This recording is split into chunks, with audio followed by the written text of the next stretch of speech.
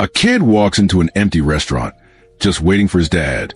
Suddenly, a waiter approaches him with a look of disdain, without asking anything, and starts insulting the kid, trying to kick him out. What this waiter doesn't know is that the kid isn't just some ordinary person.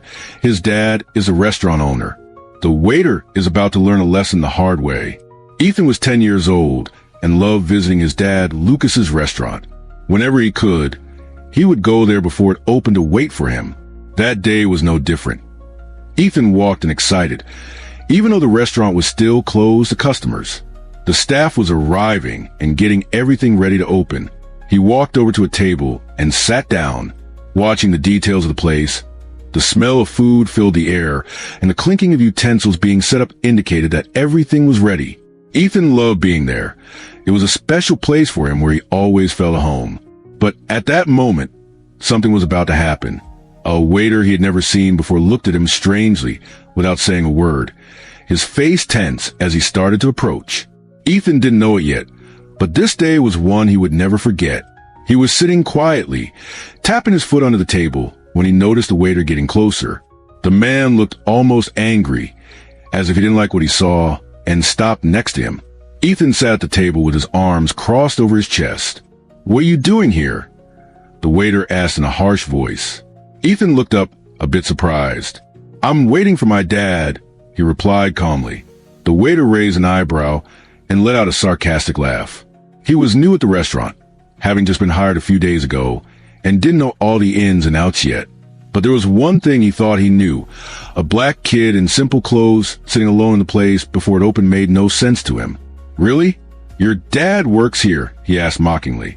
Ethan frowned, not fully understanding the hostility in his tone. "Yeah, my dad owns a restaurant," he said casually. The waiter sighed, now sure that the kid is lying.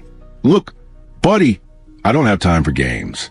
This restaurant is fancy, not a place for begging or trying to steal something. Get out of here before I call security." Ethan felt his face burning. His heart was racing. He had never been treated like this before. "I'm not stealing anything," he said, trying to stay calm. "My dad really owns this place." The waiter rolled his eyes in disbelief. "Sure, and I'm the president," he said sarcastically, then leaned in closer to Ethan. "I won't say it again. Get out now." Ethan swallowed hard. He wanted to yell that this was ridiculous, but he felt something stuck in his throat. He looked around, but the other staff were busy and didn't notice. Something was going on. The waiter grabbed Ethan by the arm and pulled him out of his seat. "Come on, get out of here," he said, squeezing the kid's arm. Ethan tried to break free. "Let me go," he shouted, his voice trembling. Just then, before the waiter could take another step, a deep voice rang out in the restaurant. "What's going on here?" The waiter suddenly turned around and saw a tall man with a serious face standing at the entrance. He was wearing a formal shirt and had a stern look. It was Lucas, the owner of the restaurant. The waiter, still holding Ethan's arm, frowned and said, "Who are you?" with an attitude.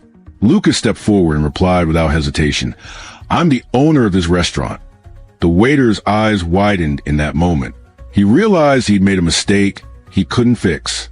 The restaurant, which had been buzzing with the noise of preparation for its opening, fell silent for a few seconds. The waiter felt a chill run down his spine when he heard those words. "I'm the owner of this restaurant." He immediately let go of Ethan's arm, as if he'd been shocked. The kid stepped back, rubbing the spot where the waiter had gripped him tightly. His eyes were filled with tears, but he stood his ground. Lucas walked slowly toward them, his gaze fixed on the waiter. His face was calm, but his expression had an edge to it. "So, can you tell me what's going on here exactly?" he asked. He crossed his arms, and the waiter swallowed hard, feeling a lump in his throat, but he tried to keep his cool. "I thought this kid was barging into the restaurant. He said he was waiting for his dad, but I didn't realize he was your son." Lucas took a deep breath to stay calm, glancing down at Ethan, who still seemed shaken, then looked back at the waiter. "Why did you think he was barging in?" he asked, his voice steady but firm. The waiter glanced around like he was looking for an escape, realizing the other staff were now watching the scene. He felt trapped. "Well, I thought he was a beggar," he whispered, trying to look away. "Beggar?" Lucas repeated the word. He took one step forward. "Did you look at my son?" Without asking him anything or trying to understand, you decided he can't be here. The waiter opened and closed his mouth a few times. I didn't mean to. Lucas raised an eyebrow. You humiliated my son. You grabbed his arm and tried to kick him out. This wasn't just a mistake. It was a red flag. The waiter's face turned red, and his words felt heavy. The silence around them was suffocating. The other staff didn't say anything, but their annoyance was clear in their looks. Ethan, who had been silent until then, finally spoke up. I tried to explain, but he didn't want to listen.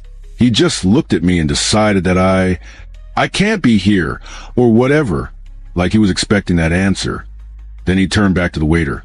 What would you do if you were in my shoes? The waiter didn't know how to respond.